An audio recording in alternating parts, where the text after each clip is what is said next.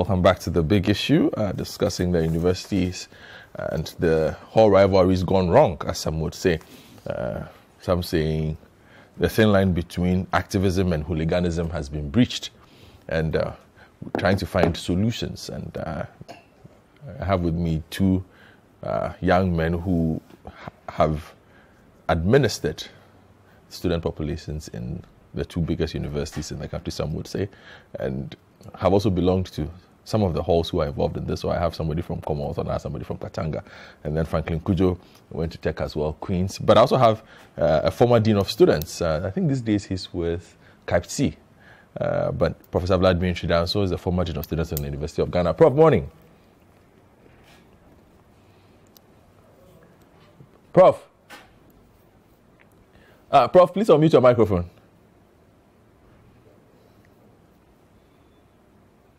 Prof, just unmute your microphone for me, please.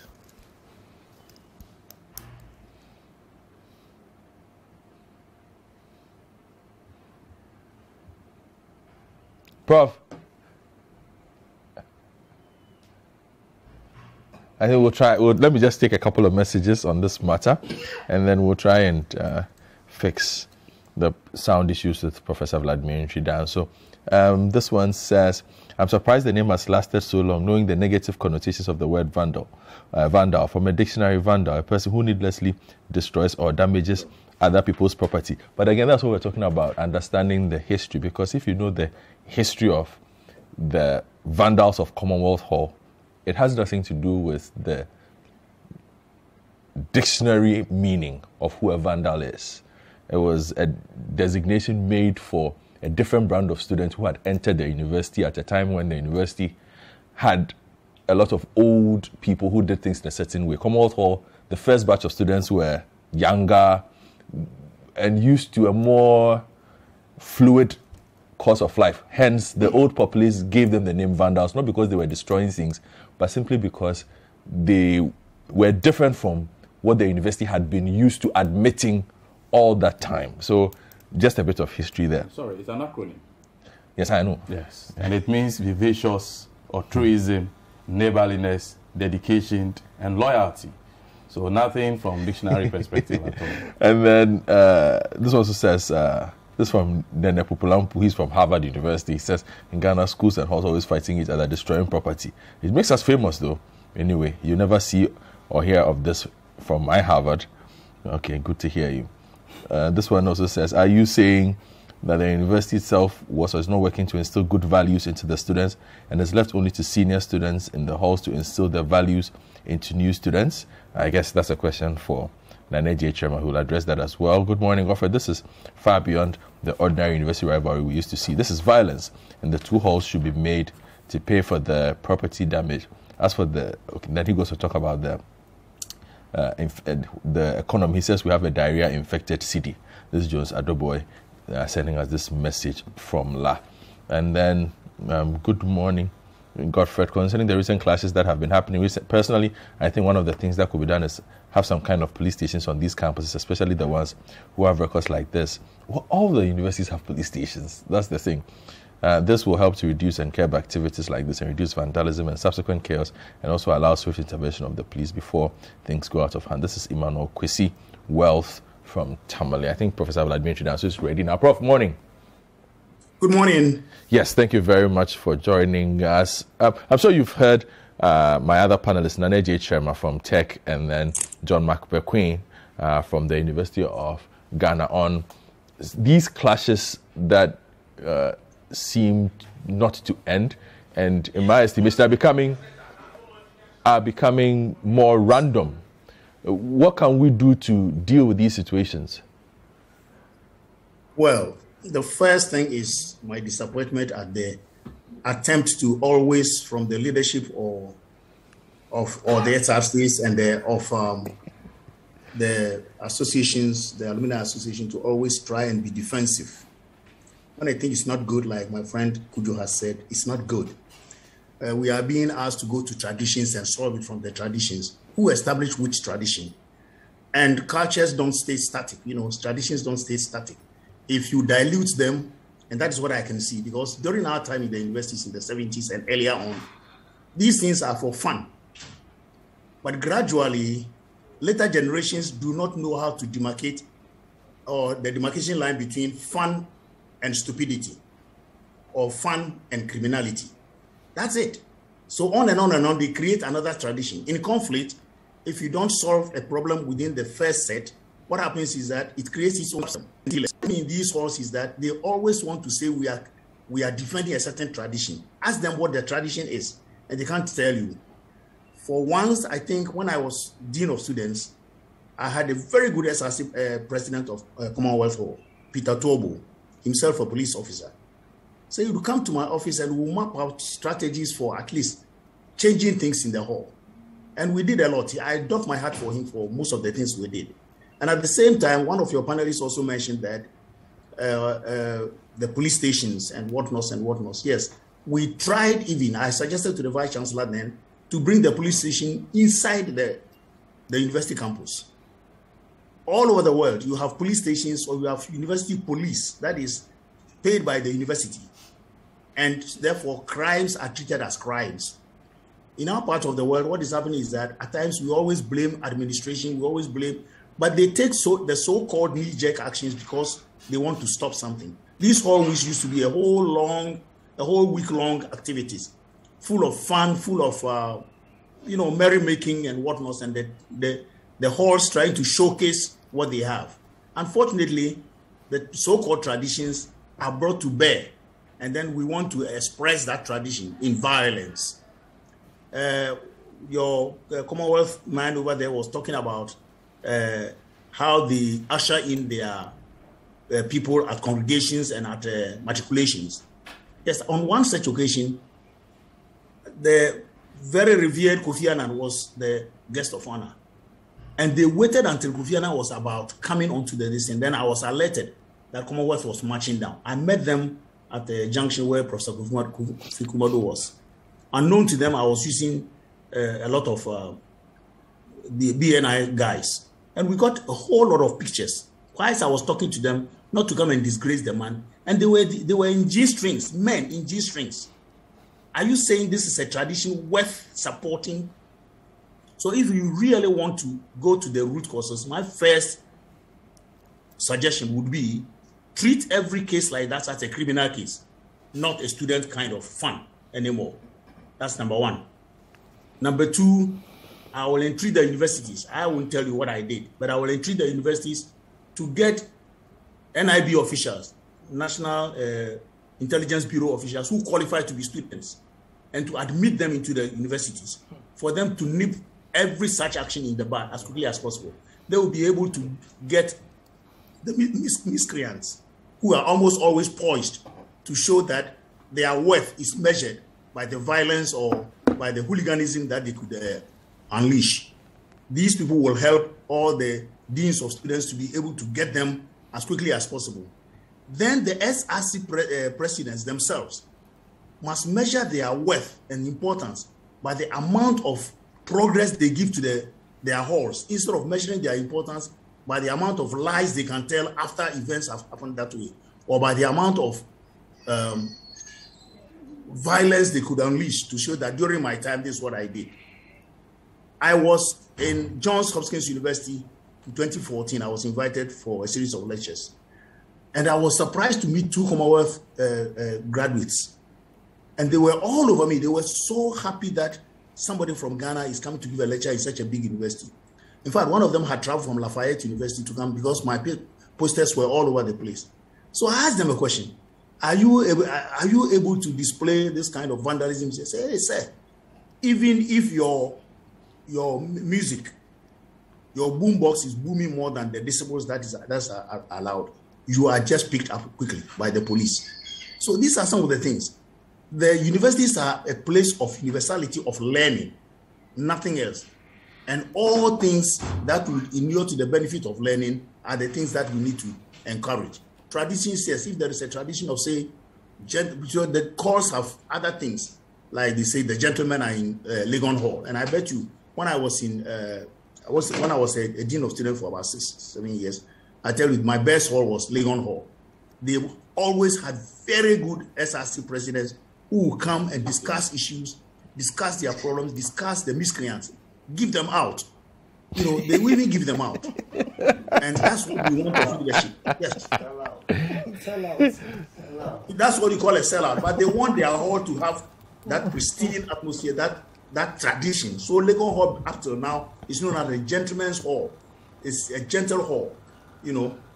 And that's what we expect of students. After all, the main thing is, but going forward, I think we must also talk about the nation generally. There is so much indiscipline in the country, from primary school, secondary school. I was overwhelmed by the news that somewhere in the north, I've forgotten the city or the town, junior secondary school students who had just finished their exams wanted to make merry.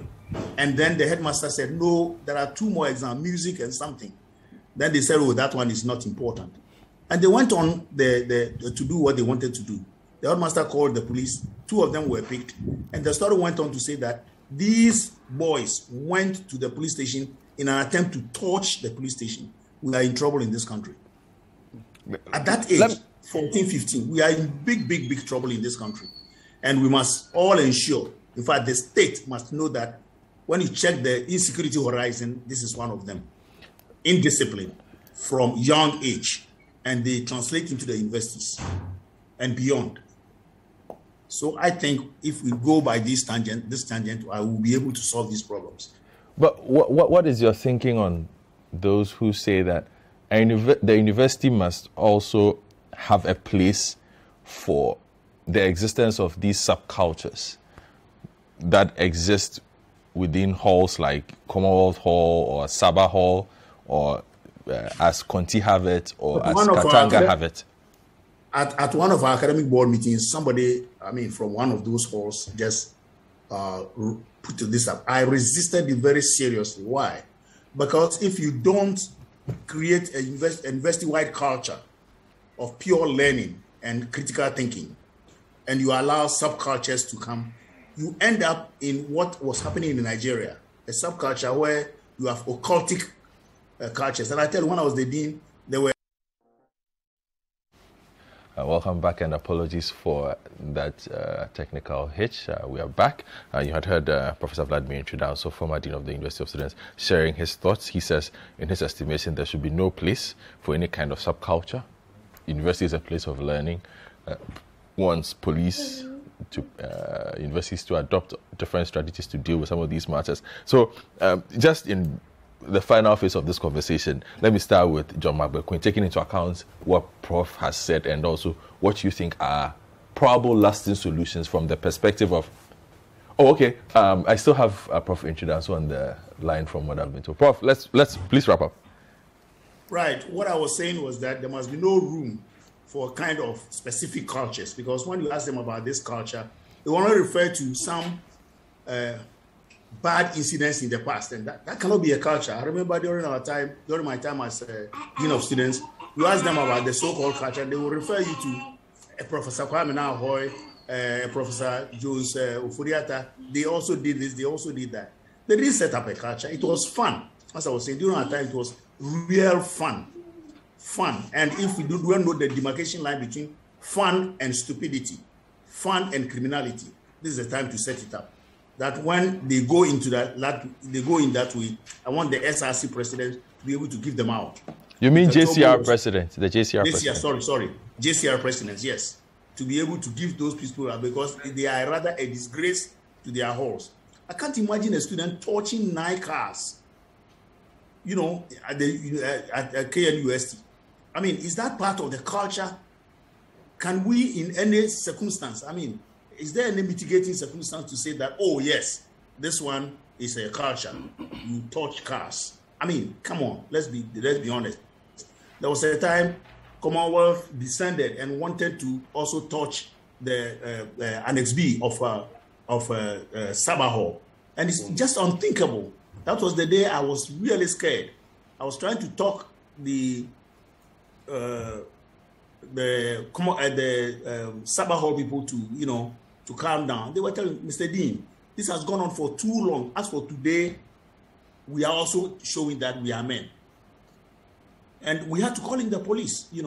I'm sad that an iconic thing like the statue of Mesa Sabah has been vandalized. Is that part of a culture? I can't take these things. So I strongly believe that we need to do something about that. I was talking about a general national malady that is indiscipline from the young, which they transport onto the universities. The state must do something about it. Okay, all right. Thank you very much, Professor Vladimir Shida, also sharing his thoughts. So, yeah, let me start with John Mark Bequin, and then so you can put two things together. Okay. Your thoughts on what you've heard from Prof. He's been very clear and categorical in what he thinks the solutions are in nipping this in the bud, and then your suggestions for solutions as well. All right, thank you. I think violence is violence and it's crime. It has been dealt with as such. Nobody should condone any form of violence at any level. I think I made that point in my earlier submission. The issue of, updating security or bringing security to its highest level within the university community must be a paramount thing that the university should be thinking about at all times. The university's own internal security men must equally be up to task, with all due respect. When you go around and look at these people, with all very much due respect, these are people who are old. Some of them, when you push them, they will fall. But they are security officers within the university system. And because they are not expecting to deal with... No. These issues that we have on our hands today, like we've stated, have not been yesterday's issues. They are yesterday's issues. So if an institution is indeed prepared to deal with these things, then you take your security issues seriously. And then the police is just across the street. Like you said, I agree. Bring officers around. I mean, not to intimidate students, but to also ensure that students have a sense of security whilst they go about their affairs on campus. Now, all that aside, of course, when Prof says that, the subcultures and all those things should be disallowed, I mean, every organization has its own ways of running things. Yes, the university is a citadel of learning. It's an institution where we offer higher learning, all of that. We agree. But we are humans. We are from places. We have come together. We have values. We have, understandings and sometimes misconceptions. How does the university assist in dealing with these things? They can't write it off, right? Again, I mean, I read the university statement, University of Ghana statement. Mm-hmm. And they were recommending, which of course has been carried out, the suspension of the hall master, senior hall tutor, and all of that. And again, asking that they bear the cost of these things. Yes, I agree. This solution or this recommendation is an age-old recommendation. It has always been there. All right. Whenever these things happen, they set up a student affairs committee to investigate these things. Nobody sees the report when it is done with. It goes to the VC, they issue a statement, and that ends it. The punishment regimes, nobody hears about it, that ends it. So if you are in a system or in a society and things keep going on as they are, and the punishment regime seems as it has been, I mean, we'll get used to it. And sorry to say, because of the immunity to the said punishment regimes, the act will continue. It shouldn't be so. All right. Now, the university has also downplayed the existence of traditional outfits on campus. Okay. At Kwafu Hall, they have their chief farmer, the farmer system. They know what they do with it. So why is this quiet? Come again? Why is it quiet there? So hold on. Sabah Hall, they have the Opo landlord and the Chechinya lord and all that. The Commons Hall, we have our chief vandal and his traditional outfit. Look, I will say without any scintilla of doubt, the chief vandal wields a lot of authority when it comes to student leadership. You cannot become an SRC president without visiting also the chief vandal and seeking his support. It won't happen. You won't get it. And when the chief vandal speaks, the whole hall listens. And of course, it comes down to everybody. The university cannot take an antagonistic approach to resolving this issue by attacking the traditional outfits and saying, I want to disband them, want to destroy. No, be diplomatic about it. If you want a solution, you go in a very diplomatic one, knowing what you want, get their cooperation, and let's build this together. When the chief vandal calls all his, sorry to say, his subjects and addresses us and says, oh, gentlemen, A, B, C, D, we are going this way, no more this, no more that. Nobody in the hall would disrespect that. Do you understand? So the university must calm down. With all what I've observed, they are so high-spirited, they just want to, how do I put it? They just want to attack whatever they think is the problem and just leave it there. Suspending hall master, senior tutor, which won't solve the problem. Because the next occasion you have another hall master, hall tutor coming in. You see, so they should just take a humble pie.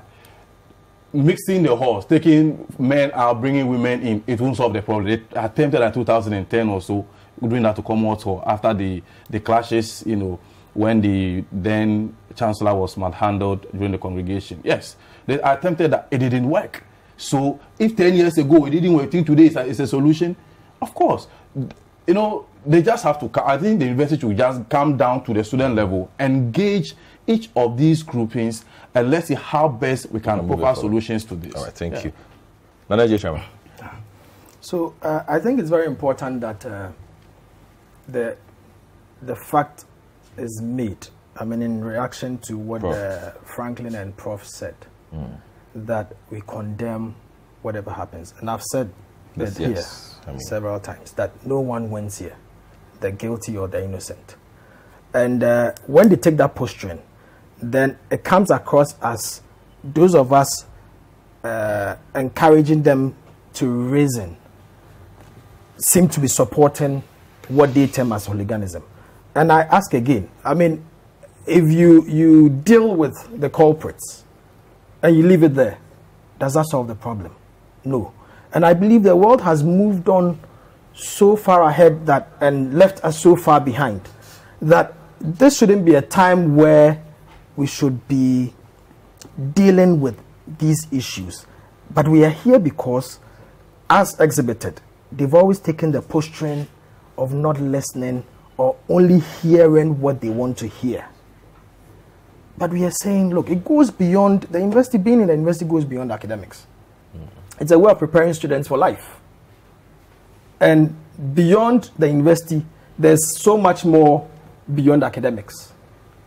And therefore, if we say, involve the alumni, you've done this, you've used this approach for over 20 years, it's failed. I think it's about time to admit, what more could we do? We haven't found that solution. How can we go about it? Involve the alumni. If it means reorienting or renting the students that come through, coming up with, I was surprised if they don't already have. But if they don't have, if it means that coming up with another department that would orient the students that come through and give them a lot more beyond academics in terms of how to live within the university, what is expected of them, what is expected of them beyond the university and all that. I mean, these things add to, I don't think any of these students who were involved in this is happy about being, about throwing a stone or a stone being thrown at them. But as I said, and I will insist, we've lost out on the culture. We solve this now without addressing the root causes. And we'll come back and sit here and have this discussion. In any case, let's ask ourselves, these famous universities that we always make reference to, the Oxfords, the Harvards, the Yales and co., don't they have these fraternities that do this and beyond? Why wouldn't their countries, our economies, focus on that, what we are terming solely as hooliganism, which is just a small aspect of the entire benefit of these halls to the universities themselves and the nation as a whole. Let's not forget, majority of the leaders that come out of these, come onto the national stage, come out of these universities. And what is it that they learn, or what is it that they are taught there? So the nation needs them.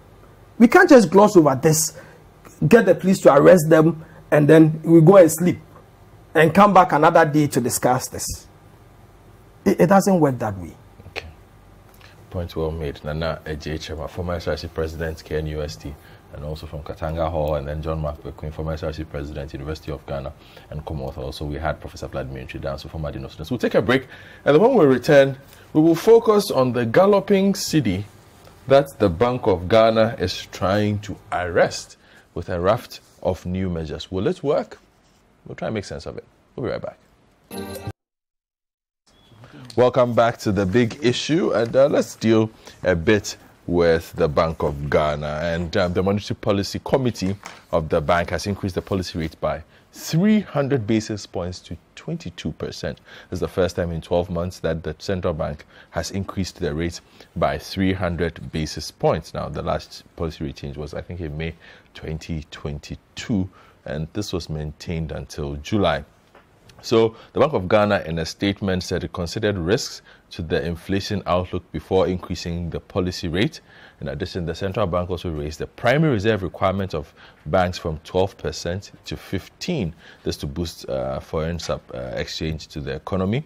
And some economists have been sharing their views. I'm going to play a couple of thoughts from some economists, and then also add into that the Public Utilities Regulatory Commission announcing a 27% increase in tariffs for electricity and a 21% increase in tariffs for water effective September 1. And this comes on the back of the utility companies asking for some increase to survive. Now, according to the PURC, they are saying the decision was arrived at after rigorous analysis and extensive consultation. So we'll hear from the MPC side of things, we'll hear from the PURC and the tariff regime side of things. We'll put it together. When we come back from that, you'll hear from Dr. Said Boache from the Institute of Fiscal Studies. He's a senior researcher there. You hear from Nanofori Owusu, who is the national chair of the Progressive People's Party. He's an everyday businessman, so he's going to share his thoughts on the economy. Samson Asaki Awingobet is the Executive Secretary, Importers and Exporters Association of Ghana. Everything affects them. So he also has quite a bit to say. And then, of course, we are still joined by Franklin Kujo, who is president of Imani Africa. So let's listen Franklin is there. Yes, Franklin is there. My brother, good morning. Where have you been hiding? I've been around. Right. Look for your brother. Here you have done some research about port, so let's discuss the issues. All right, then. So let's just hear about the Monetary Policy Committee and then the PRC. When we return, the conversation will begin.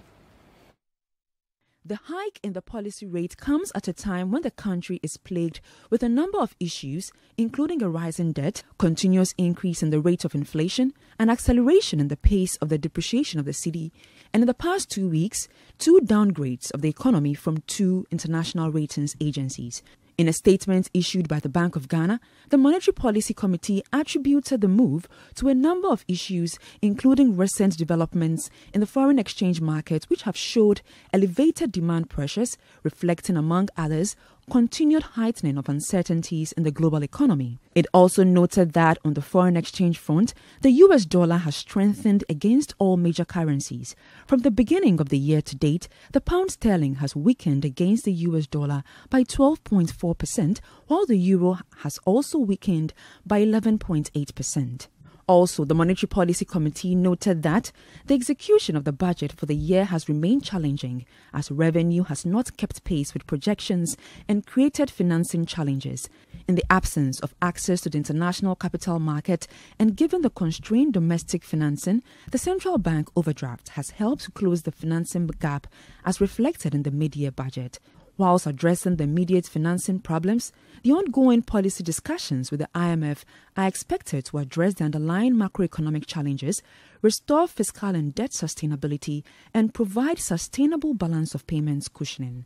Under these circumstances and considering the risk to the inflation outlook of the country, the Monetary Policy Committee decided on a 300 basis points increase in the monetary policy rate to 22%. The committee also took the following additional measures. It raised the primary reserve requirement of banks from 12% to 15%. This is to be implemented in the phased manner. It also noted that to boost the supply of foreign exchange to the economy, the central bank is working with mining firms, international oil companies and their bankers to purchase all foreign exchange arising from the repatriation of export proceedings from mining and oil and gas companies.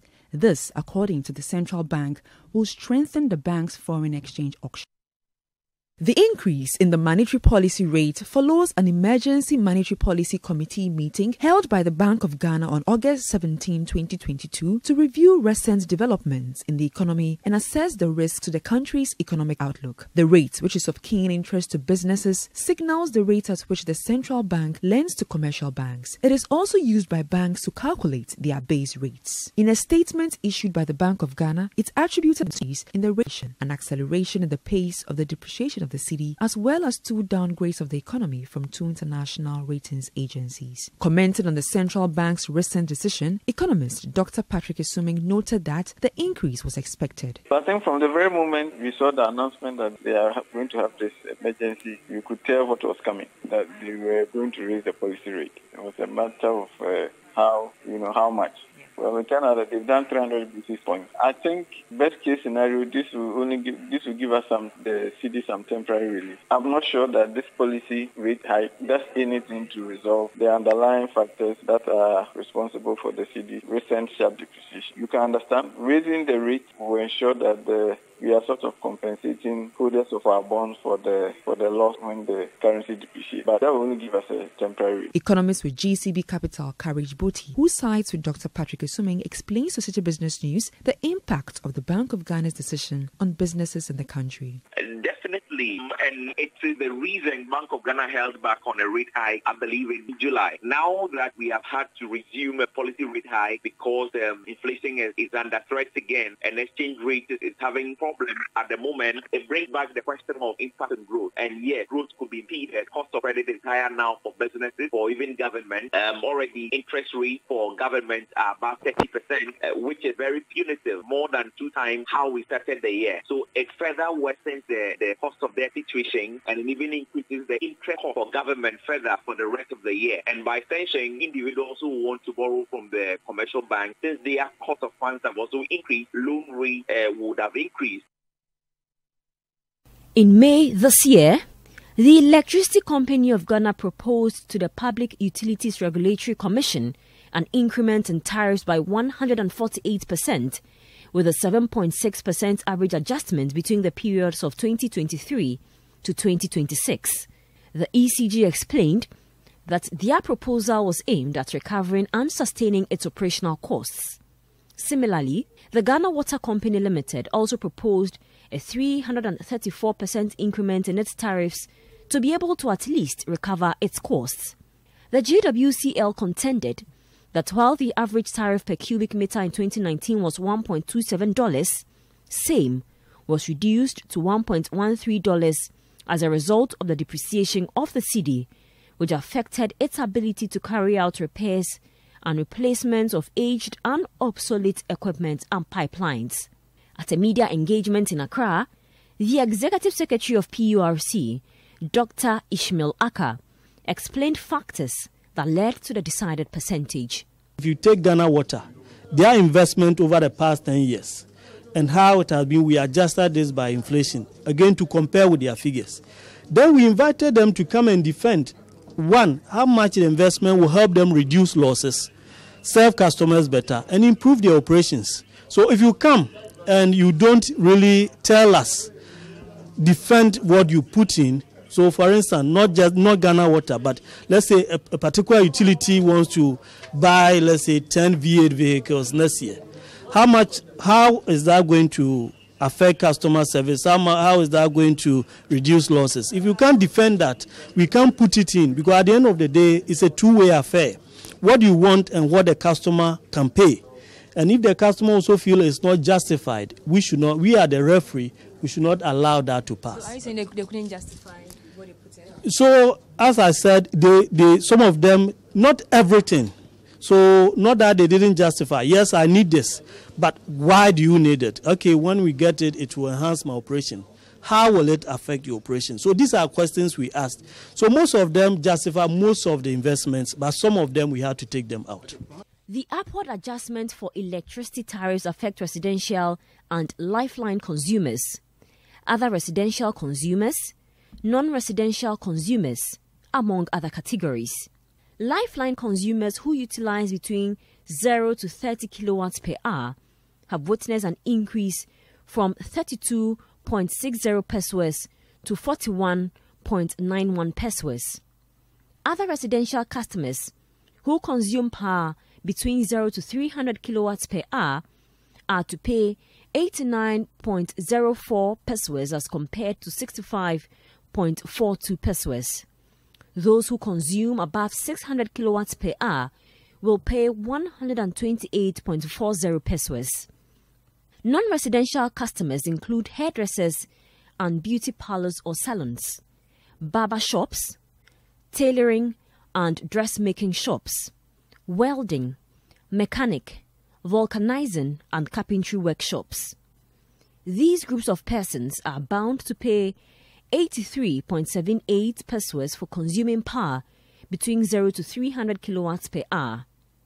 Consuming between 300 and 600 kilowatts per hour would attract 89.16 pesos, while above 600 kilowatts per hour would attract 133.09 pesos.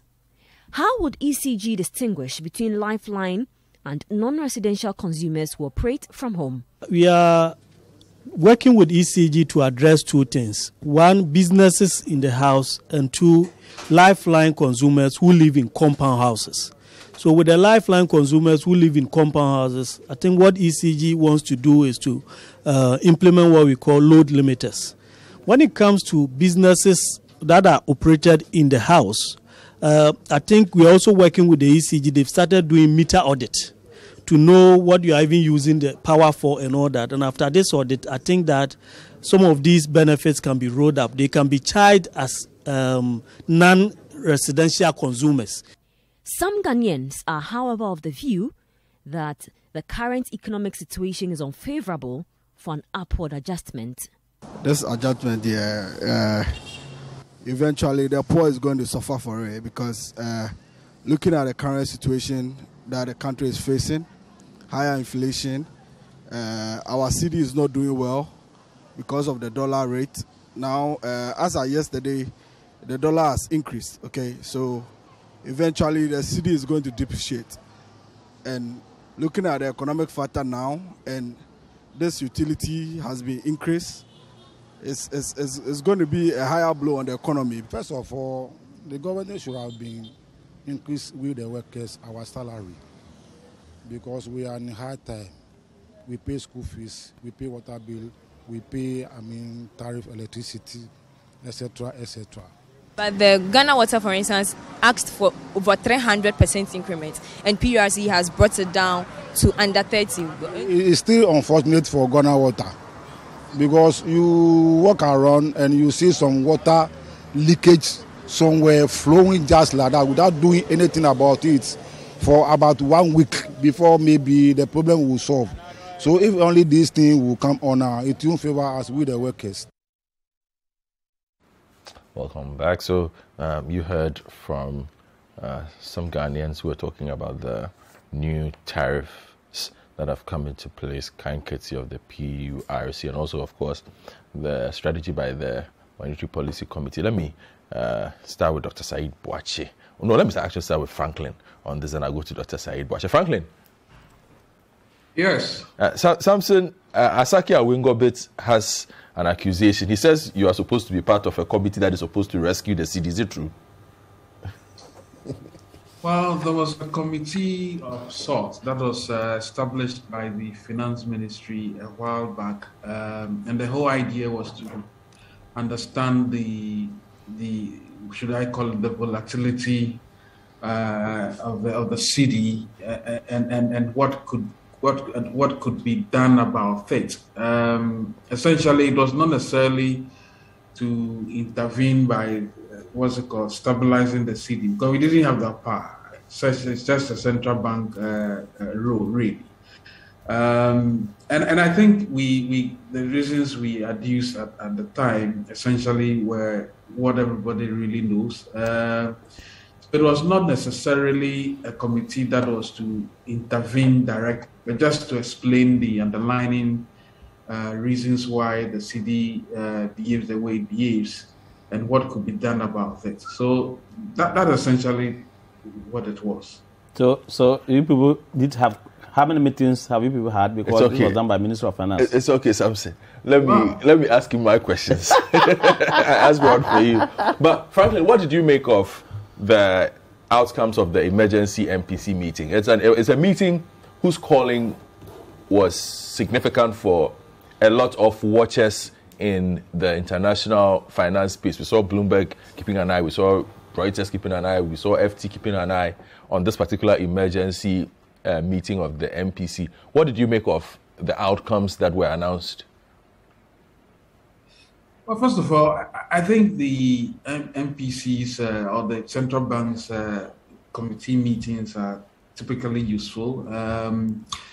I think that the situation in which we find ourselves essentially needed some sort of response. Not that the central bank has not responded in previous times. I think the central bank's role has always been monetary. They've always said they are not in charge of the fiscal issues. And largely that has been the situation, isn't it? That they are not responsible for the fiscal decisions that automatically lead to these problems that the central bank somehow has to be dealing with. And to the extent that everybody was calling on government, especially the president, to speak to the nation, the bits and pieces that we normally hear from the finance ministry wasn't particularly uplifting enough. And to think that the central bank was seized with the matters of monetary issues, it was important that they made some not necessarily concessions, but actually give a situational report and what they think they can do from the monetary side. That's what they've done. But as it is this the fiscal side of things which they have no control over, but for which they can only advise, which typically leads to this problem. So we all heard what they said. They told us. At the end of the day, not until the behavioral patterns on the central government side of things and the fiscal handlers are able to, as it were, rein in their own expenditure and probably do something more drastic as we face these problems right now. We'll continue going in a downward spiral. So the central bank did what they had to do. Unfortunately, the question has always been asked whether you can tame inflation by by raising interest rates. I mean, there are all kinds of differences. There are some of them are ideological. I obviously am of the school of thought that the central bank should not be, or government should not be necessarily printing money or having an expansionary outlook to solving some of these things, and that it has to be essentially a fiscal intervention or fiscal responsibility rather than the monetary side of things, really. From where you sit, you say the Bank of Ghana has done what it can do, but it's the fiscal side, which is the finance ministry side of things, that needs looking at. Looking at what the strain that the BOG is going through, I don't want to use stress. Why has there not been much more of a forceful push from their side to the finance side of things? I think they've always done that. And you see, I remember a meeting I had with the Director of Development at the Bank of England, I think 5-6 years ago. And he was quite categorical that, look, if you allow your handlers of the economy, as in the central government, to be reckless and be irresponsible in the way they manage the fiscal side of things, there can be little the Bank of Ghana can do. At best, what the central bank will do is to publish unedited minutes of their meetings, which are quite canonical and categorical as to where the blame should lie. And that's all the central bank can do, unfortunately. Maybe the other thing that I suspect that the central bank could essentially, nothing much apart from having a very coherent strategy and policy that says will limit central banks' interventions in the economy to just advising on what ought to be done, but not necessarily heralding or listening to the government when it needs some sort of financing beyond a certain threshold. So the central bank can be said to and that's just their role, is monetary. Unfortunately, not much can be done, except to say that some of the accusations that have come from the minority about printing excess money or printing money, it's something the central bank would have to be wary of. Maybe it's one of the things they can use to rein in the government and say, look, we're not going to do any unnecessary deficit financing, and there'll be only a threshold, which we've already had, by the way. And I don't think the central bank can go beyond saying that don't engage in these kinds of projects that just bleed the economy dry, for which, unfortunately, we are where we are today. So, I mean, they don't have that power, except it's merely advisory. It is incumbent on all of us, the media and actors within the space, to be calling on government to be quite responsible in terms of the fiscal side of things, really. All right, thank you, Franklin. Let me talk to Dr. Said Boakye, and then I'll come and talk to Nano Fori and Samson Asaki Awingo. But enough for you today. He's here as a businessman. And then Samson as an importer and exporter. We also have the AGI join us, so that we have a fully rounded panel. But let me deal with the academic on this matter as well. Dr. Said Boakye, morning. Good morning. Your thoughts on the answers put out by the Bank of Ghana as, well, they think this is what they need to do at this moment. Are they satisfactory in your estimation? Is this what pulls that out of the fire? I think Franklin is perfectly right. The problems originate from the finance ministry, the fiscal managers of the economy. They have led us into this situation, in the sense that we have been warning over and over that the high deficits leading to large borrowings got to stop. And these things were due to the fact that the government had promised so many things it wanted to execute, and it kept on borrowing. And we want that what we are currently in was in the pipeline if they did not stop. Now, the central bank is very much limited, in the sense that this issue is basically the results of the downgrade. And the downgrade was in relation to the poor fiscal situation the country is in.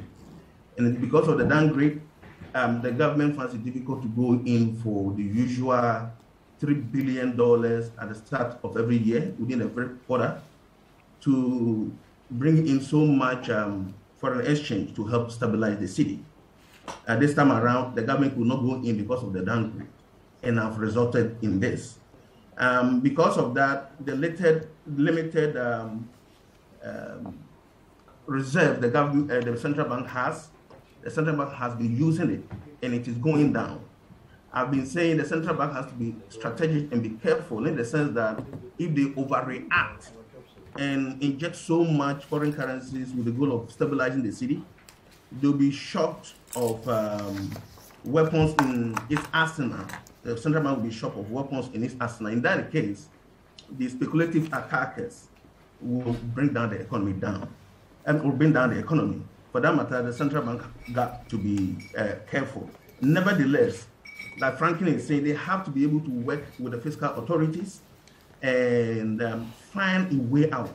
I believe that the central bank has to, in the meantime, be able to send in some cash, some foreign exchange, to create some stability, which they have currently announced that they are going to do.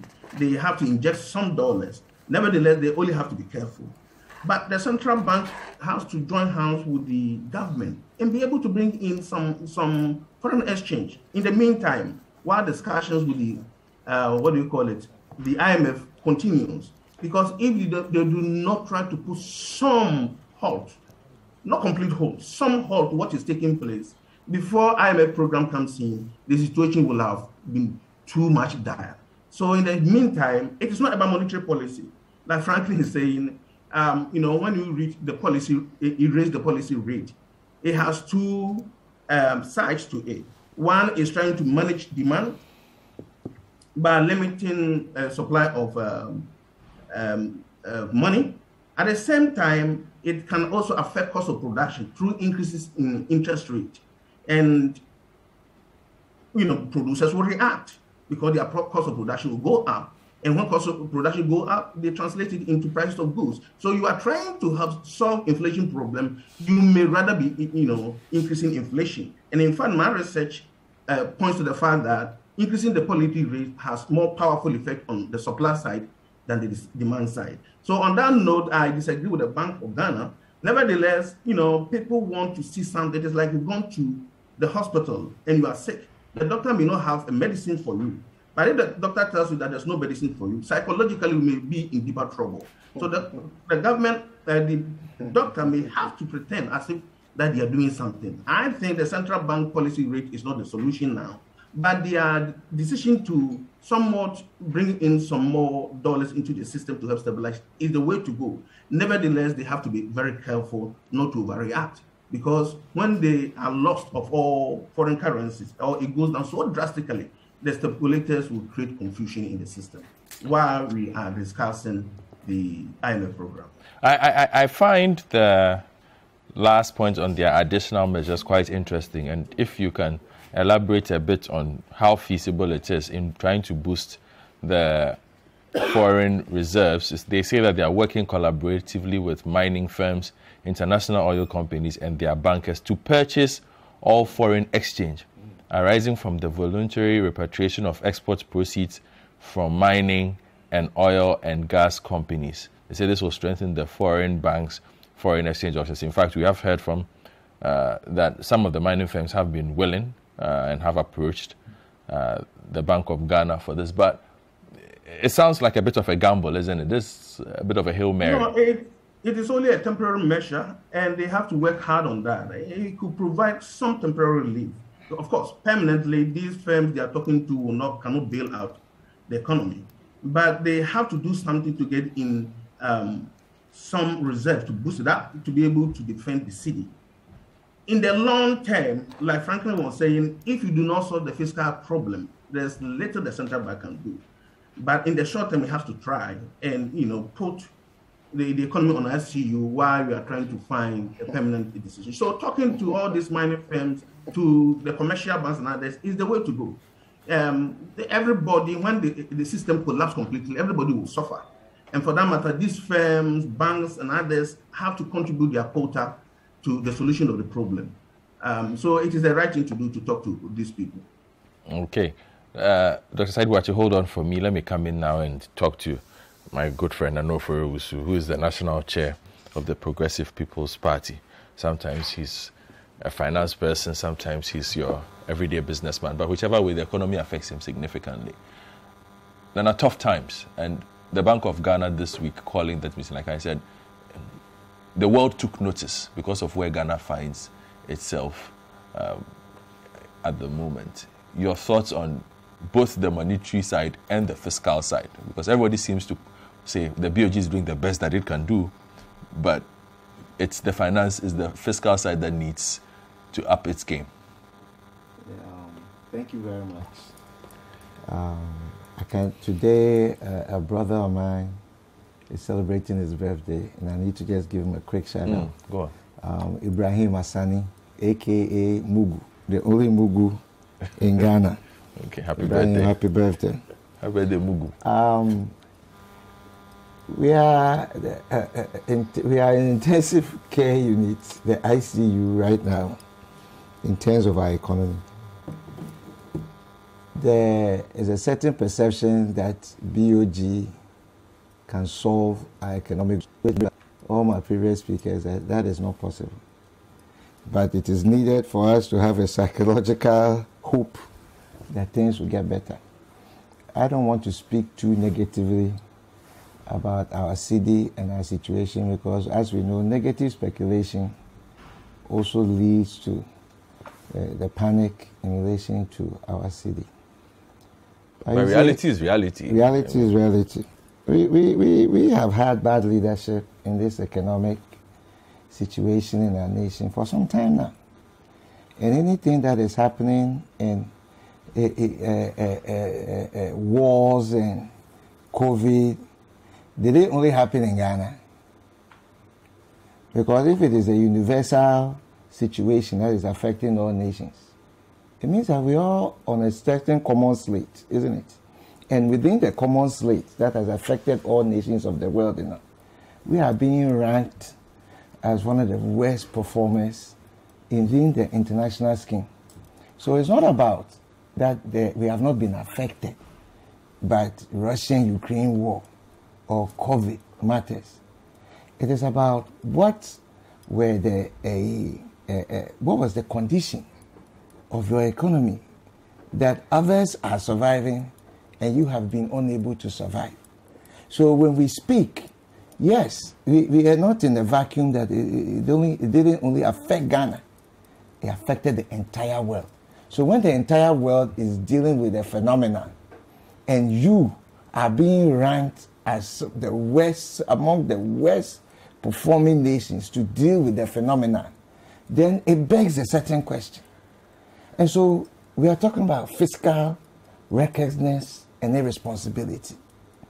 That the expenditure and the way that we are doing our economics in Ghana right now, it's not the best. How so? The finance minister has been very confident in his strategy for guiding this economy. And he has said so at every single opportunity he's had. But why would the man in white not be confident? He is responsible for where we are now as a nation in terms of our economic outlook.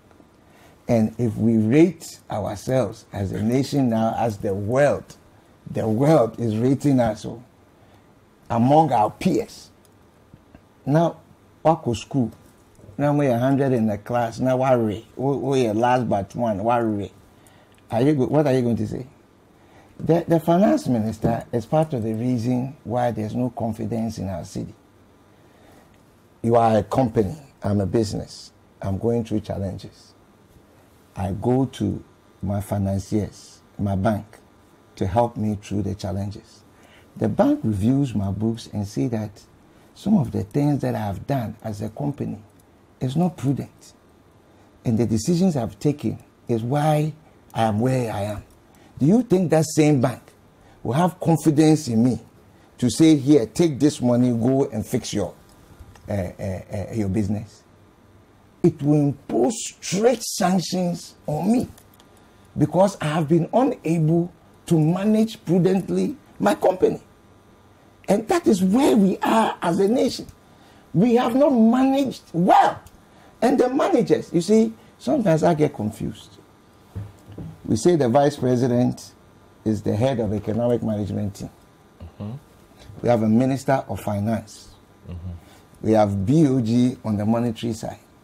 Then you ask yourself, so who's in charge? Who is in charge? We've been told the president is in charge. We have an economic messiah who is the head of the economic management team in the persona of the vice president. Then you have another person who is always pious, who is quoting the Bible every day as the minister of finance. And we are in this mess that we are in. And we are playing merry-go-round. And we don't know where the buck stops. And everybody in this nation, there has been the bipartisan approach to this thing, multi-partisan. Because everybody is saying the finance minister needs to leave the scene because it is part of the reduction of the confidence in our city. It's part of the negative repercussions. You think that his current stay in office is affecting some of the decisions that are making on the market? Our city, because you see, the partners that you are working with, when you are downgraded by Fitch, when Bloomberg is saying you have the worst currency, when your whole economic outlook is in a state of disrepair, and somebody has led us into this area. Are you saying that this is the same person that's going to lead us out? You see, the concept of the change, right, gives us hope that perhaps something different will happen. Perhaps it will buy us time, that within some time, things will look up. And then it engenders confidence in the way in which we do our business. And so you have a certain perception from the international side, the local side, the business community. Here is the case that 6.4 at the beginning of the year in buying of the dollar. I'm a manufacturer. I was paying $100. I was getting it at 640 Ghana cedis. I have figured this out in terms of my cost build-up as a business. And now I have to buy 1,000 plus. So 100 now is about 1,000. How much will I put on my product to be able to make my returns? And what is the elasticity? What is the purchasing power for those that I'm producing for, in order for them to continuously patronize the product for me to go? And then the loss of the cedi, the loss of the money in this time period, where do I get it from? Where do I get it from when now there's an increased interest rate with the banks for me to access credit that I'm not even able to access in the first place? Where do I get the money to fill the gap of 6.4, 640 to 1,000?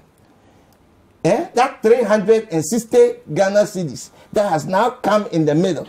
When I do that, I multiply that by thousands. Where am I getting that money? Where am I getting money? And that is what the effect on the manufacturing side in terms of this is catastrophic. You are destroying an industry. You are leaving us to beg. Look, yesterday, a competitor has closed down totally. I had to go and bid the day they closed bidding to buy his raw materials and the rest because he can no longer survive. He says, no, where am I getting the money from? The workers need increase in salary. I don't even have the money to make up to buy the raw material in order to be competitive in the market. The workers are asking for increase in salary because electricity has gone up, tariffs have gone up, transport has gone up, the cost of food items have gone up. How am I going to survive? And the man was there in tears. And I was saying that, my brother, look, he who feels it knows it. This is not talk shop figures and numbers. So I'm giving you real life scenarios that we go through as an industry. We say that we want to be manufacturers, we want to do. What have you done to save it? So this cedi matter is critical. And we need people to have confidence in our cedi. And the person who is leading it, the man in white, holding Bible every time, quoting, giving us quotations, that's not what we want from him. What do you want from him? We want him to fix it. And he cannot fix it. Because you can't lead somebody into the situation that we are in as a nation and expect that this same person that has caused the mess can take you out of it. And Bank of Ghana, what are they going to be able to do? Look at what is wrong with the economy. Well, they are trying to keep your city stable. The Gugginsberg economy, for which your monies are always going out. Now you have to go and beg the same people that you have brought in, giving them tax breaks and all these things. Now the expatriation of their money, you are begging them to kindly let me buy small to save myself. You see, the entire Gugginsberg economy that we have, for which we are still serving a master, and we are not able, through osmosis, you have heard this thing 1 million times. We need to add value to our local materials. We need to stop the export, stop the import, do export. Chicken, 98% of our frozen chicken in the country are all imported. When you look at all these things, and then you have somebody who just spending recklessly. Spending recklessly. What do you mean he's spending recklessly? My brother, the physical policy, you are not able to manage yourself. That's why you're running to IMF. But he's saying that they've spent the money in ventures. He's saying. Hold on. It's not what he is saying. Well, that is what he said. I'm telling you what he tells Parliament. My brother, we are all observing. The money has been invested in sectors of the economy that will pay back eventually. My brother, Hence, you have free SHS, you have 1D, 1F. My brother, you have my brother, you see, planting for food and jobs. My brother, you can't have permissive cornucopianism in our nation, where you believe that you can do everything and have everything all at the same time, and magically the monies and the funds will keep appearing. There are prioritization in our national development, and you must be able to stick to those things and make sure that we spend in a way that we get returns for it. Many people are saying that many of the expenditures, they don't see any tangible returns on it. You understand? And that is the discourse. And that is what is leading to all of these negative speculations and the CD fall and all of that. Because you see, that's why I premised my argument by saying that the international factors that they keep saying makes absolutely no sense, because it only didn't affect Ghana. It affected the entire world. So we are all on a level playing field with the effect of the war, with the effect of COVID. But how come your colleagues are doing better than you in the same predicament? That is the question. That is the philosophical question that we need to begin to embrace and discuss. Because when you get into what is facticities now, 0.08%, point this, he who feels it knows it. That's why I'm giving you real vivid examples of how companies are collapsing right under this time period. And so we need to have radical thought. What is the radical thought? My brother, here you are, you do government programs, and you spend the purchasing power of the state to buy all foreign goods and juices. He's sitting next to you, the person who's been buying. You buy all foreign juices and foods with Ghana money. You are there spending your money on some Indonesian farmer instead of your Ghanaian farmer. My brother, we have forest bureaus all over the place. We need to begin to talk and ask tough questions. Should they be in existence? We should stop it. We should price everything in the city. And we should be able to force ourselves, because right now if you have $1 in your pocket, I have gone to Mozambique and all these other, and I tried to take $1. My brother, I nearly got arrested. They don't accept any foreign currency. After you change at the airport, you are done.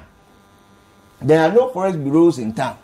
I've always found that interesting. Quite a few African countries, you will struggle to change money into dollars. That is because, you see, when you have not fallen in love with yourself, and you're not protecting that which is yours, your industry, your people, the way in which you do things, you will always be doing these things, these short-term stopgap measures, that is not going to have real effect on the conditions that you are in. So let's take the bull by the horn.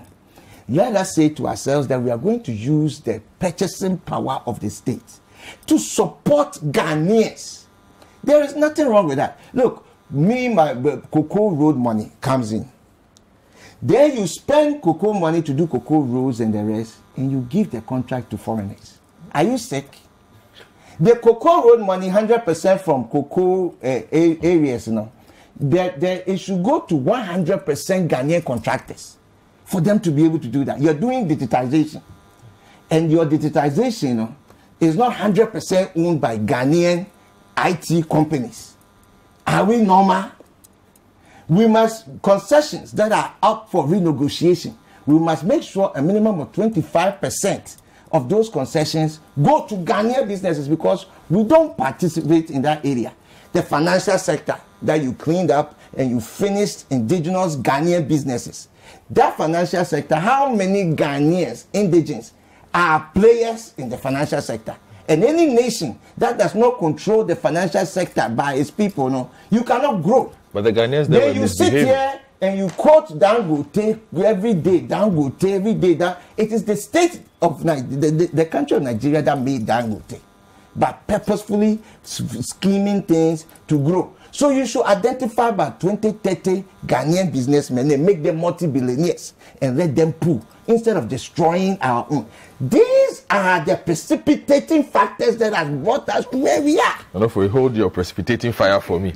Let me deal with Samson Asaki Awengobet, who represents the Importers and Exporters Association of Ghana. Now, quite a few fingers are pointed in your direction, particularly with regards to the Citi, because exporters buy dollars a lot, and we import a lot in this country. But you're also affected by this in a way. So in the scheme of how you work, how is the current monetary policy affecting you? Thank you very much, and a good morning to my colleagues in the studio here. Let me say, as you know, I'm from Boku. Yes, you are. So I want you to give me just a second or a minute to say something to my people. What is happening in Boku currently, as a Kusasi, I'm a Kusasi man. I am not happy. And so I strongly believe that the peace that I am enjoying in Accra here, the peace that someone is enjoying in Bolga, in Tamale, in Accra, the people of Boku also deserve the same peace. And it behoves on we, the elite, both the Mamprusi side and the Kusasi side, to understand that there's no anything that you can use money to buy. Peace, you cannot use money. You can use money to buy everything, but for peace, you cannot use money to buy it. A bullet will not solve the problem. Our children and our mothers and our fathers' life are on stage. We, the youth, if you record the death, both Mamprusi dying and Kusasi dying are the youth, mostly the youth. And every village and town is built by the youth, even in country, built by the youth. So if we are killing our own human resources, how are we going to build Boku? I want to employ by saying that if I go to Nairi right now, I have to take off my hat and take off my shoes and bend down and pay homage to the Nairi, because he's the chief and the paramount chief of the Mamprusi. Same thing, if I go to Boku now, I have to go to my father, the Zugurana of the overlord of the Kusako tradition, take off my headgear, take off my shoe, and bend down and pay homage to him. Whilst I cannot go to Naligiri, or as I'm living in Accra here, whilst I cannot come out of my house and stand up by my chest and look at my house, look at my car, and say, guns are not supposed to rule me, they will tell me as I can go back to your village. Same thing, if you go to the district, we have no East that is made up of the Mamprusi, and we have the Upper East, and the Kusako tradition is there. I want to appeal to my brothers that we cannot use gun to succeed. Okay. I want to extend invitation to the Yeremias from the Mamprusis, the elite from the Mamprusi side, and the elite from the Kusako side. Let us go back to Boku, sit at the center, hold a press conference, and tell our youth that they should cease fire. We want peace first. All right. There is no any mediator anywhere that can bring peace to Boku unless we ourselves. In fact, let me say that the people who are fueling for what is happening, perhaps maybe we go to Boku and the Yeremias, the Asakis, and whatever, our wives, our children are not there. But our relatives are there. And we put these people at risk. And at the end of the day, they are sleeping at 4 o'clock, we are sleeping at 10 p.m. I think we're supposed to tell our people that in Accra here we are together. Why would we be stricken? The buffer stock CEO, what is the name? Hanas, or what is the name? And others. I want us to go back. Let us go back and sit at center and say, look, enough is enough. We want Boku to come back to its glory stage. I am in my house. I don't know the last time I went to Grand Palace. Until when I was contesting the MP, I went to Grand Palace. If you're a Mamprusi, Boku Naba is not saying come to his palace back at all costs. He says, if you want, come, we will give you. If you don't want any leadership, stay at your place, do your business. There's no any town without settlers. There's no any town without visitors. If you go to Boku, it's not only Mamprusi who are in Boku. There are Bisa, there are Frafras, there are Asantis, there are every tribe is in Boku, because Boku is tribe. It's a business town. Okay. And I think your point is made. I want to appeal that we, the elite, we, the so-called educators, we, the opinion leaders, when we speak, Kusas will lay down to their arms. Mamprusi will lay down their arms. But when they see us sitting together like this, in fact, there won't be any other mediator than we ourselves going back to mediate to get this peace to our people. The other aspect is, thank you very much for giving me that opportunity to appeal to my people. All right. My brother, when I listen to my very good friend Franklin Kujo, and I'm going to be hard a little bit. Franklin Kujo and his team was constituted by the finance ministry, isn't it? Yeah. Or currency management or whatever. They were just but I guess their mandate were to augment what the finance minister will do. And for that matter, so far as fiscal policy is concerned, I'm sure he considered this expert to advise him how the way they should manage. He will manage fiscal expert, because these were competent people that deliver. So if their committee could not advise the finance minister, and the finance minister has spent recklessly, and this is where it has gotten to. If the finance minister has failed, they too they have failed. And I want him to accept it in good faith. He's my brother. His committee and the finance minister, when the finance minister failed, because that was why he constituted, and it was inaugurated, and we were hoping to see something good. While the finance minister is a bomb, that committee too is a bomb. Besides, the Bank of Ghana and the finance ministries. Last time we were talking about bank values, I raised issues concerning shipping lines, pegging their rate above even the interbank rate and our custom rate. And I asked the finance minister, are you not the one in charge? He said he's not the one in charge of the Bank of Ghana. So the Bank of Ghana, who does he report to? So the Bank of Ghana, question is, the Bank of Ghana, is it the governor of Bank of Ghana, was he appointed by the president? Was the board appointed by the president? What was the motive of the president appointing them? To help him succeed, isn't it? And so if they cannot, and we are having this kind of inflation, we are having this kind of depreciation of our city, and they are now running helter-skelter, I strongly believe that, Mr. President, they didn't help you. So when you call that fire or do reshuffling, we call in the right direction. And I was so saddened when the president says that he has confidence and he take it as occupational hazard. Every daily basis, he see what his ministers are doing and his appointees are doing, and they are the best. I think we will say you have the men.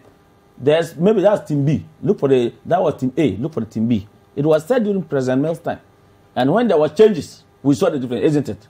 I want to tell the president that the governor of Bank of Ghana, the way you touted on him, who came and collapsed Ghanaian business, just like my friend here Nana was saying here, and promised Ghanaians that they were going to, based on this, and the finance minister also take it up. And the president came to our parliament and said that it was going to put our city very strong, our economy very resilient, and make our banks good as we speak now.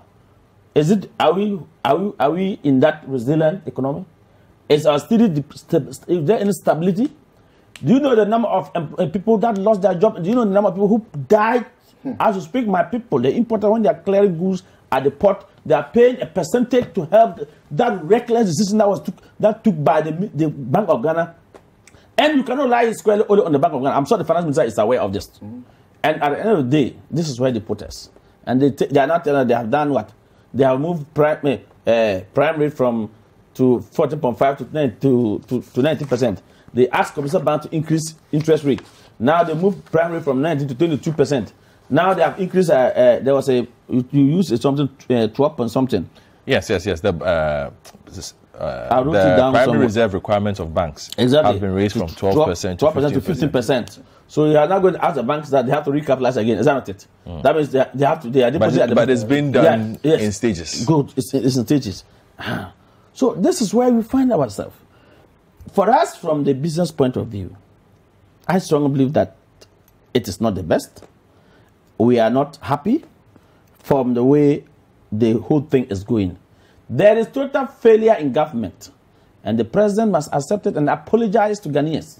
The vice president must accept it and apologize to Ghanaians. Because if you tell us, you were coming to make the economy look very flamboyant, we are going to move up from taxation to production. And that's where we are. That's why I want to tell you that why would the government, can the government wake up and ban that no import of frozen chicken or rice to this country? Can you and I survive? I can tell you, there's always a budget every year to support the agriculture sector. Let the president of the poultry farmers call it how many of his men have received those monies. Feed to poultry. How many of his men have gotten feed in subsidized? Cost of production, so if you go to Bunu area and others, they are collapsed. So it's not about the importer. In fact, there was a policy before the government came that an importer should bring in 60% and buy local 40%. They will do, my people will make an order. The foreign one will arrive, they are paying so much duty, tax, tariff, and other things. Then the local is not yet even ready. When you ask the local, last time they were lamenting, poultry is sitting somewhere, then the processor is sitting somewhere, or the processors are not even there to make it quality and make it cheaper because governments don't do anything to them. So we talk in this country more than doing the work. You ask a great minister, he will come and tell you with big English. We don't eat English in this country. We don't eat English in this country. We know what was happening, what they said in opposition to the government at the time. And is it that God is now paying back or what? Hey, you see, don't talk too much. I think I begin to believe with President Mahama, former President Mahama, when he said that if you have not sat on that seat, you can't tell me what to do. He would have taken a lesson from President Kufuor or former President Rawlings. And indeed, former President Kufuor did something in his era. You remember? When he was in opposition, he said things more than what Akufo-Addo said. President Akufo-Addo said. And when he came to government, he was frank enough to apologize to Ghana that he didn't know that was it. I want the President of the Republic of Ghana to come and apologize to Ghanaians. Because you have said so much. And you deliver little, like you called President Mills Professor do little. I strongly believe that we must speak. And that is why I respect that man, KK something, who spoke this week on GTV. Akwesi, KKD. Yes. Because, why am I saying this? You saw the special prosecutor investigation about harbor issues. And talk of people use their position to peddle to benefit what they are getting. But you remember, it is in the record that what Kwesi said, not just Kwesi saying it, even in the floor of the August House of the Parliament, which is House of Record, it was clear that there's evidence that most of the transactions, Data Bank has been benefiting, or Enterprise Insurance has been benefiting.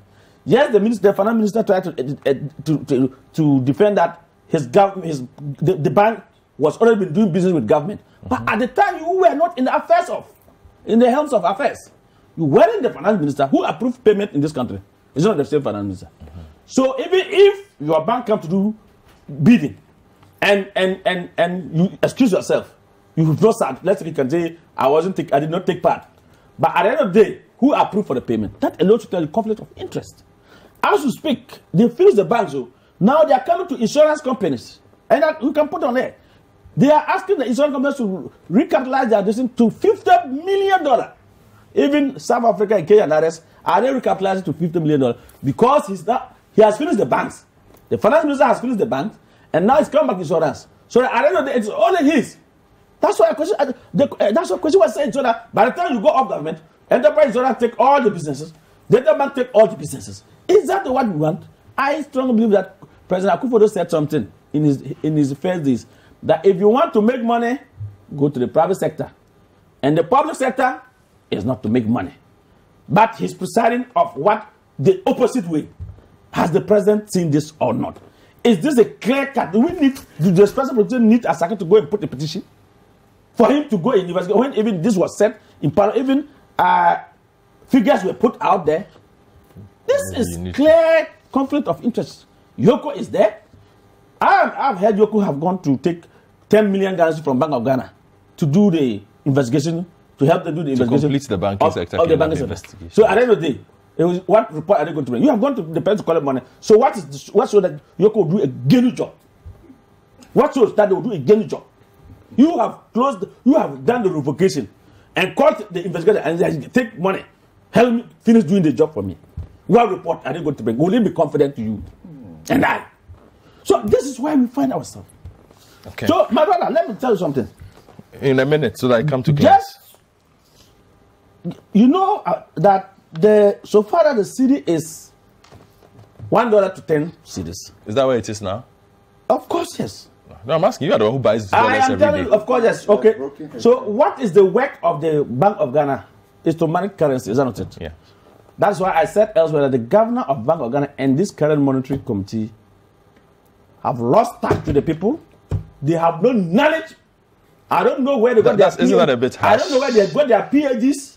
That's a bit harsh. That's a bit harsh. No. These are people. And this is where they brought us to. Who have very good president records. started them. Said what the committee, the board of directors, very solid team. Like my brother, Bawuya, Vice President, will say that the economic team. What a solid team. What a solid team that was constituted at Bank of Ghana. And this is where they have no knowledge as to how to manage our currency. I can tell you, I am endorsing that professor in the US who says that there is a need for us to constitute monetary board to manage our currency. The Bank of Ghana that ought to be determine interbank rate for banks The Bank of Ghana that offload forex to the commercial bank to trade, isn't it? That same Bank of Ghana sat down, and the money will go to commercial banks, and commercial banks will then give the money to black market, Alaji, Atudu, or Tipto Lane. And if Asake put his money there to transfer to pay his supplier, in the after, I'll go there in the morning and put up there. Then in the afternoon, they will call the the trade department will call you and say, you don't have it, you have to go to Alaji. I will see an interbank rate at 8 point something, but I'll go to Alaji and I have to pay 9 point something or 10 point something. And the governor of Bank of Ghana is sitting there. He wants Asake to come and tell, or to go to IGP, for IGP to go and clamp down illegal black market.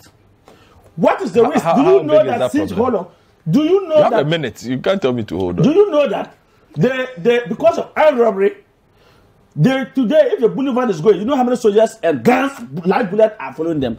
But the Bank of Ghana is sitting there aloof, allowing Asake or the vulnerable importer for his commercial bank is supposed to supervise and find out, I am giving you this amount of dollars to trade with people. Why is it the people are complaining there's no dollar value? If you go to Alaji, where did Alaji get the dollars from? And I can go to the Tipto Lane and I can get as much as $500,000 at this current time. This dispensation, this economic hardship. If an seriously, Asake is carrying, has got Alaji to change this money, he's taken to his bank, and the bank manager will not come and give me a form, say come and complete the form for me. Do you know the risk that the Bank of Ghana is putting us, the stress he's putting us on? You are carrying money with guns, but me, I've gone to Alaji and I can get the money and bring it to the bank. This is why we find ourselves and say they are competent. I strongly believe that if the president is not firing you, resign. Your own principle to tell you, resign. Thank you very much, Samson. Asake Awengobet, he is the Executive Secretary, Reporters and Experts Association of Ghana, giving us a bit of insight. I didn't know you could go and raise $500,000 for I'm saying, I'm telling you, importers does it. There's no importer who go to the bank and the black market get more than that money. Oh, okay. To go and pay, to go. Let me come to where cleanse. Where they get the dollars from? Let me come to cleanse. I'm giving you practicals. I'm giving you practical. What is happening to what business people are going through? Well, he's a businessman. Not me as a person. Hold on, he's a businessman. He's into manufacturing. He's the Greater Accra president of the Association of Ghana Industries. And I'm sure, from your side, I will put the two issues together. So let's start from the current monetary policy But issues. Nana spoke more than that, and you are giving me how many minutes you give me? Nana? Nana spoke more than this. No, you spoke more than that. Don't do that. People out there are family. I'm also monetary. It's okay. And then the tariffs issue. Yeah. There are parts of the tariff issue you are happy with because the way this has been pushed is this will benefit industry long term, which is what you've always wanted, that industry at least gets to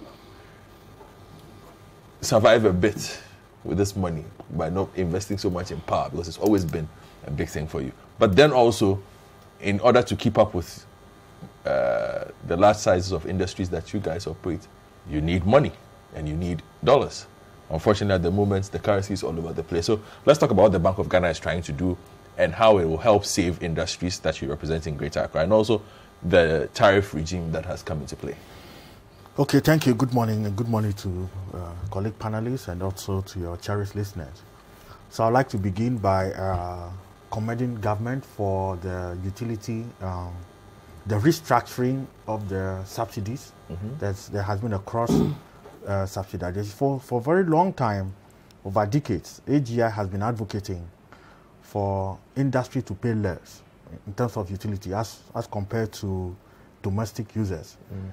Most parts of the world, industry actually is the one who receives subsidy in terms of power, not domestic. So we complained for several times, and fortunately, we're getting to that stage where the government has announced that they are taking steps to begin to reverse that, and we're extremely excited about that development. Our prayer is that they finish that process very quickly so that entirely industry will pay less and then domestic will pay more. That notwithstanding, our view has been that in as much as we're fully aware that the cost of utility has to go up, we think that the time is not appropriate.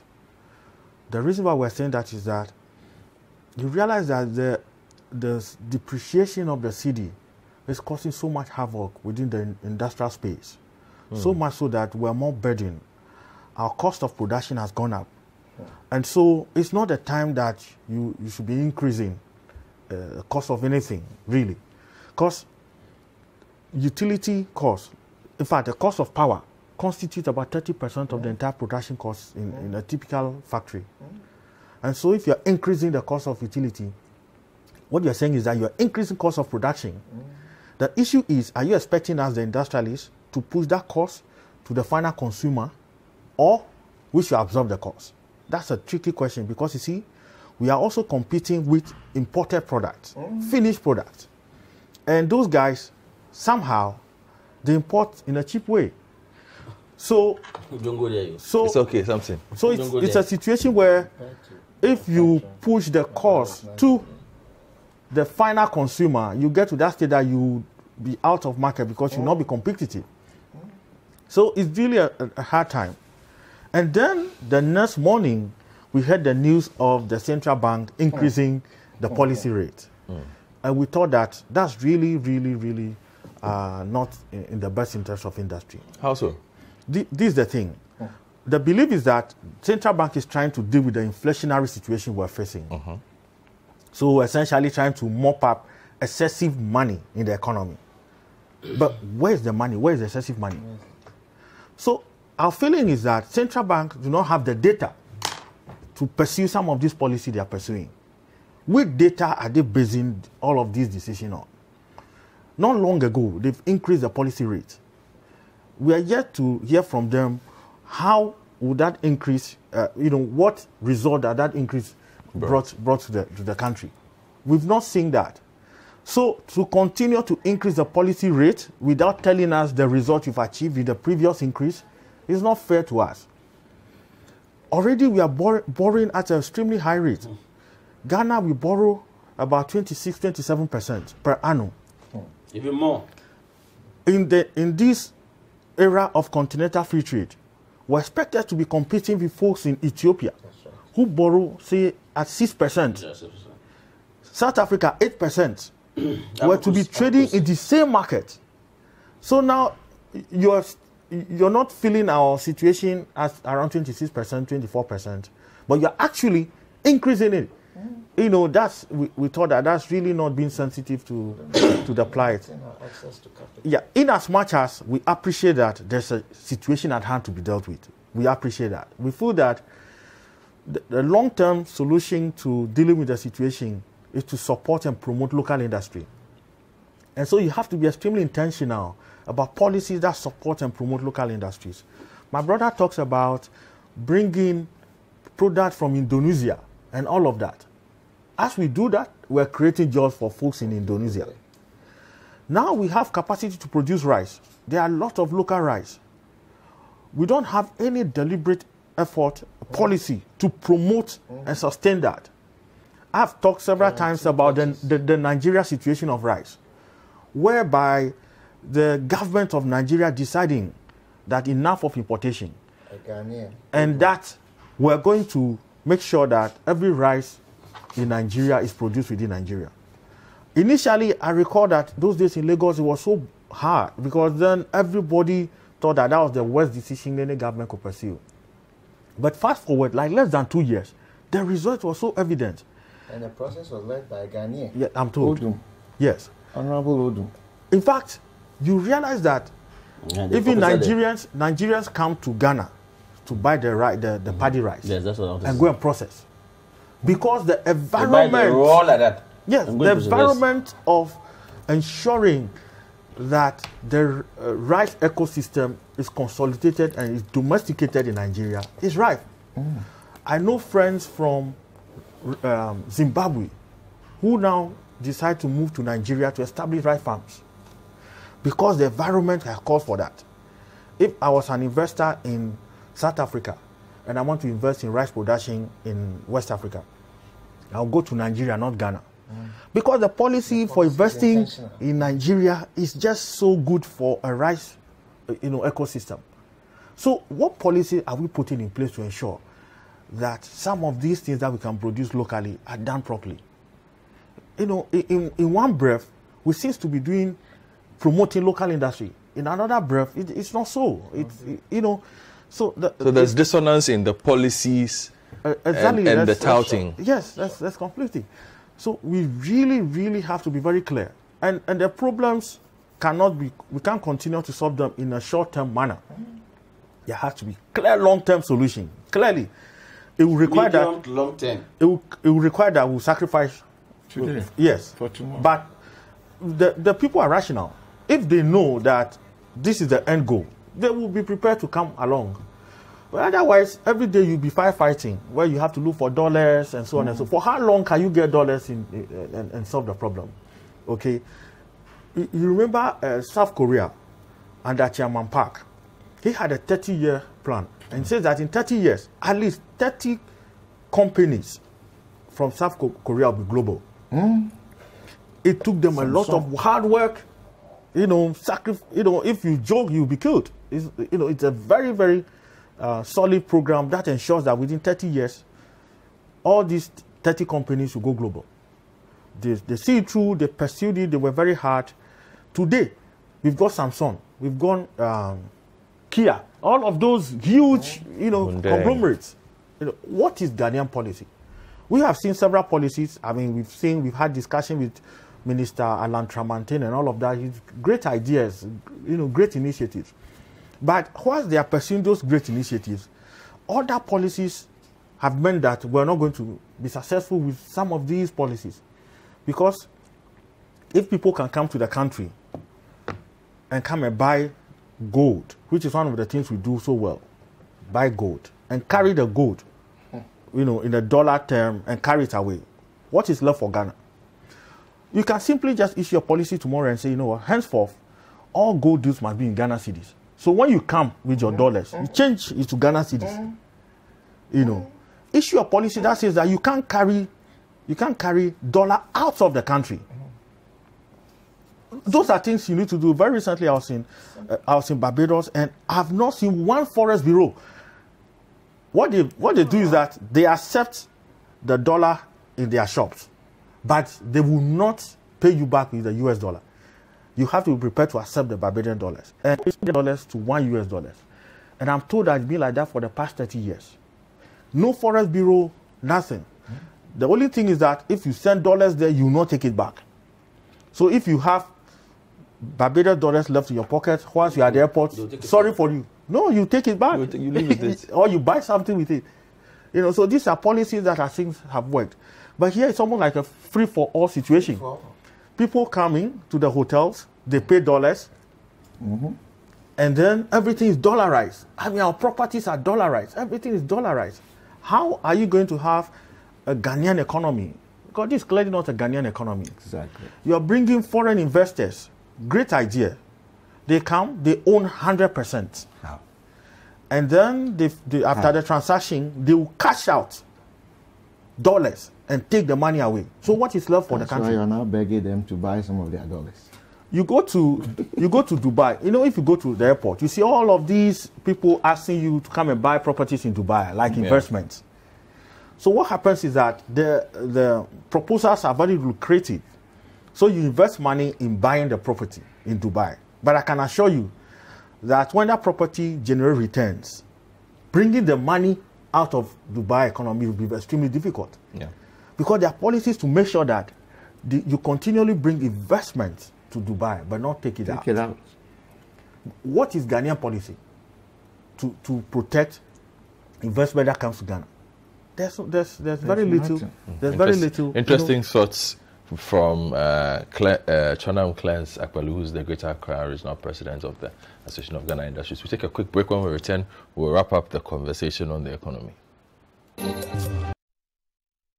Welcome back to the big issue discussing the economy. I'm sure, Dr. Said Boachi, you've heard all that my panelists have said.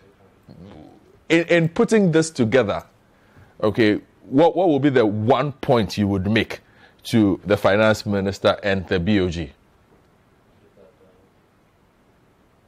Effective management, effective management, effective management.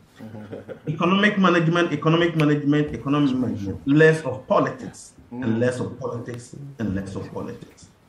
At times, people think the finance minister does not know what he's doing, or even the Vice President Bawumia doesn't know what he's doing. On the economic perspective, I don't think it is so difficult.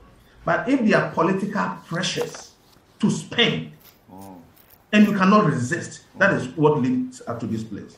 If you remember, the finance minister came out about 2 years ago saying he himself can fund about 5 students in high school, and there's no point allowing the government to pay free tuition for all. Yeah. But he was resisted by the political forces. And if you give in to such a thing, then you have to keep on paying. Meanwhile, the country has reached a level whereby if you do not borrow, you can't handle anything outside compensation and debt service. In fact, we reached this level as far back as in 2019. So everything that is being brought on board, do this 100,000 NAPCO employees, they were all being paid through borrowed funds. And these are what have landed us over here. So the politician has to go down just to show something that the people that, yes, vote for us because you can give you something for free. It will come back to bite you, and you suffer for it in the long term. And that is what is happening. Effectively manage the economy. In the short term, it may bring some difficulties, but in the long term, people will praise you. It could even happen that after you have left power, people will say, yes, this guy did it right, or this government did it right. But thinking that you are the good guy, and you don't have the cash, and you are just dashing out things. In the short term, people will take it, they will praise you, but you'll be disgraced. So effective economic management, less politicking. All right, thank you very much. Navaru. We need a change. We need some faces to change. We need some people to change. When things are not going well, people must own up.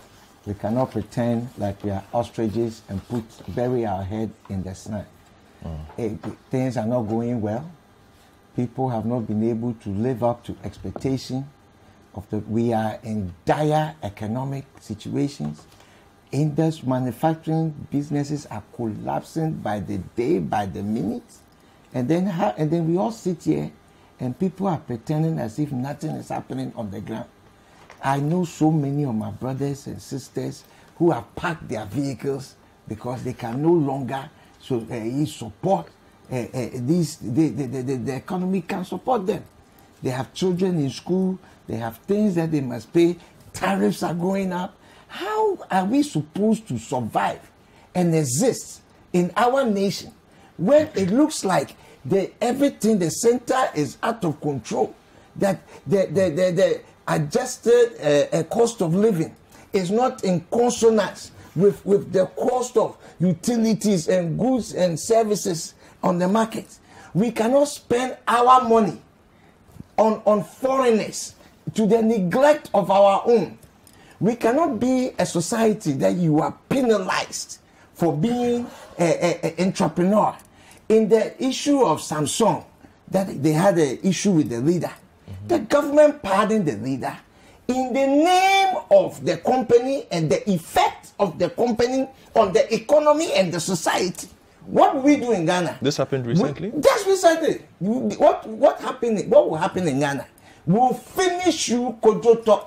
So we have an economy that we are suffering from a psychological dimension from the time that anytime somebody does well, Tata Breweries, somebody invests in industry, manufacturing, they are penalized. So that's why you do the buy and sell. Because people are feeling that, if I put my money into this business, tomorrow somebody will come and finish me. We need to stop that. We need to be able to have a society that is encouraging the purchasing power of the... Look, when you talk about Microsoft and all of these people, it is the nation that built them. So if you don't have intentional clause to say that I am going to build my people and push them, and I'm going to be proud of them. We don't have one Ghanaian bank outside of Ghana. We don't. And then we sit here, we tickle ourselves, we laugh. Some people are there stuffing their faces, making money as we go into debt. And we sit here, conflict of interest issues. We just talked about this lady that apparently reduction of things at the harbor, whether true or false allegation, he has paid $1 million. Don't you see the conflict of interest? But here sits a finance minister whose company is benefiting from us borrowing, and nobody is saying anything about conflict of interest. His shares in the company, has he given it to charity? His shares in the company, the money that he makes as his shares in the company, has he given it to charity? Has he gone out to give it to people? He enjoys the booty. And so we can't have a positive correlation that as we have debt, so too that somebody increases wealth. And we sit here and say that we will not make a change because he wears white and carries the Bible. That cannot be. We cannot, you can't put this smoke screen in our face any longer. The president must make changes in order for the confidence in the economy and the city, both locally and internationally, to be able to take place. Outside of that, we will continue to come here and talk about these knee-jerk measures that will not have any lasting impact on our society and our economy. And businessmen are dying every day. Companies are collapsing. Job loss is on the rise. And when you see students out there who are misbehaving, it's a reflection of harsh economic conditions that have been brought upon them, that sometimes it puts you in a state that you are not of yourself. You think that you can disassociate what is happening in the economy. When people talk about they went to school in the 70s and you had free food, free everything, free chicken and meat and all of those things, and now these students are suffering, and then you make certain analysis that does not equate because of the difference in the economic situation. He who feels it knows it. Certainly, and your we point must is make made. sure that we talk truth to death. We must talk truth for change. The finance minister must go. Thank you. Samson, you have 2 minutes. Oh, I cannot have 2 minutes. You have 2 minutes. There's no ends in 6 minutes. No. Why are you doing There's this no to me? ends in 6 minutes. My brother, I have this report with me here. Which one?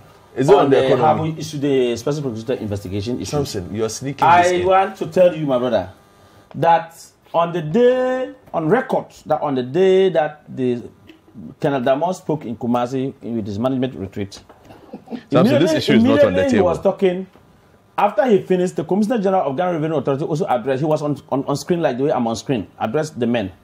I would have thought, say, as man as he is, principal as he is, immediately Damon was speaking. He was listening and was watching. When he was done, he would have drawn his attention that, my brother, we are working together. This statement that you've addressed it will not go well to the Special Prosecutor Office. And for that matter, as the Commissioner General of the Ghana Revenue Authority, I am drawing your attention. But he did not. He went ahead to address without speaking, without drawing the man's attention. But he went ahead to issue a statement. That is for Colonel Damon to respond to, not for you. No. Are you his official spokesperson? We are in the industry. No. He has gone ahead. Hold on. Samson, hold on. Okay, I have with me, Mr. Wingobit, with the memo. I have with me in a memo. Hold on. But you are not speaking in any capacity for GRA. Listen, I have with me a memo on the discount that was given. But Special Prosecutor report says that discount that was given, one need to apply. But there was an internal memo at the GRA that purported to have said that Commissioner General should approve specific 5 to 10% to people imported who bring more than 20 containers. Which date is this? This date was to Commissioner General from Commissioner Citi, last Custom Division, date on the 6th of February 2018. It's here, 6th of February 2018. Subject, request for approval to apply graduated violation vis-a-vis benchmark values for frozen foods. Okay. So, and then what I had to say, I write to seek your approval. I've seen it.